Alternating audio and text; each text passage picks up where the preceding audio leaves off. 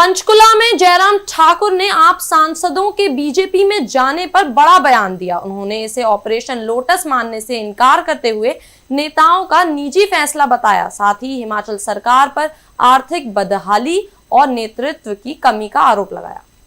तो party meeting में आपने कुछ सुझाव दिए हो और वो आपके इतना कुछ कहने के बावजूद वो जो आरोप है सारे वो कहते हैं केंद्र से सहयोग नहीं मिल रहा, तो जो सारी सिचुएशन बन गई, आपको लग रहा है कि अगली असेंबली इलेक्शन का नहीं। देखो, मैं एक चीज को लेकर बड़ा साफ कहना चाह रहा हूं कि केंद्र एकमात्र इस वक्त हमारे पास जो है प्रदेश को चलाने के लिए एक रास्ता है। इसके सिवाय प्रदेश सरकार के हाथ तो पूरी तरह से खड़े हुए पड़े। रेवेन्यू डेफिसिट ग्रांट आरडी जी का जो जिक्र कर रहे हैं, तो रेवेन्यू डेफिसिट ग्रांट तो अभी खत्म हुई 31 मार्च को।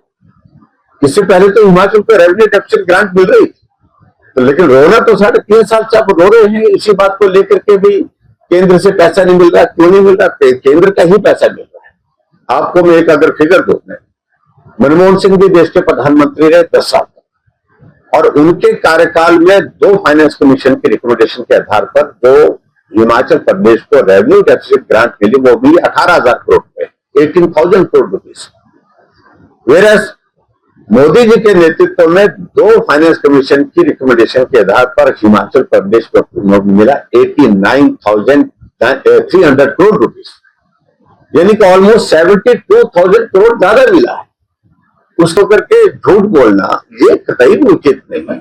आपके कार्यकाल में यानी जब यूपी की गवर्नमेंट थी केंद्र में 18,000 करोड़ मिलता और 89,300 करोड़ रुपए मिलता। कंपैरिजन करिए आप। अगर हिमाचल प्रदेश को सही मायने में अगर मदद हुई है तो मोदी जी की सरकार के दौरान हुई है। और मोर ओवर मोदी जी सत्ता में आए तो उन्होंने हिमाचल को स्पेशल स्टेट में कंसीडर किया और जो सेंट्रल स्पॉन्सर स्कीम्स है उसमें हिमाचल प्रदेश को पहले 60-40 के हिसाब से हमको शेयर होता था, अब 90-10 के शेयर में है, यानी कि 90% सेंट्रल गवर्नमेंट दे रहा है तो 10% स्टेट गवर्नमेंट दे, तो बहुत बड़ा योगदान है। महिलाओं का जो आरक्षण का इशू है जी, वो बिल भी लेके आए, गिर गया हो किसी तरह से, लेकिन भाजपा शासित राज्यों में कल क्योंकि हरियाणा की असेंबली बुलाई है तो उस पर हिमाचल में आपकी पार्टी संगठन का या आपका कोई किस तरह का आंदोलन होता है? देखिए, इस बात को लेकर तो पार्टी की ओर से हमने एक जन आक्रोश जो रैली जो हमारी चल रही है महिला आरक्षण को लेकर के जिसमें बाधा डाली गई, उसके लिए हिमाचल प्रदेश में हमने शिमला में प्रदर्शन किया और शिमला में बहुत बड़ी संख्या में महिलाएं उस आंदोलन का, उस आक्रोश रैली का हिस्सा बनी।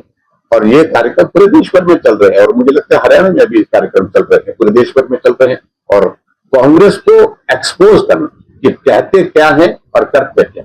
और हैरानी की बात तो हमको इस बात को लेकर के है, जब महिला आरक्षण पर केंद्र में लोकसभा में चर्चा हो रही थी, अमेंडमेंट जो बिल की लाई गई थी, वहां पर राहुल गांधी क्या बोलते थे? राहुल गांधी अपनी दादी की कहानी सुना रहे थे। राहुल गांधी जो विपक्ष के नेता हैं वो वहां पर जादूगर का खेल सुना रहे थे, समझा रहे थे। आप अंदाजा लगाइए ऐसा रीजनलेस लीडरशिप कांग्रेस की व्यवस्था क्या है, हमें समझ नहीं आज तक आ रही है। जिस व्यक्ति को मालूम नहीं है आप बिल पर बोलिए और बिल पर आप जो पक्ष आपने रखना उस पर बोलिए। न तर्क था न तथ्य था, कहानी सुनाते रहे अपनी दादी जी की कहानी सुनाने के साथ जादूगर की कहानी सुनाते रहे। आपको एक्ट के सेक्शन पर बोलना चाहिए, एक्ट में क्या अमेंडमेंट करनी चाहिए उस पर बोलना चाहिए। एक्ट में अगर विरोध किस सेक्शन का कर रहे हैं, किस आधार पर कर रहे हैं, क्या तर्क है आपका? कोई तर्क नहीं। पंजाब में पड़ोसी राज्य के सांसद टूटे हैं राज्यसभा के, वो बीजेपी का आरोप लग रहा है कि आपने सब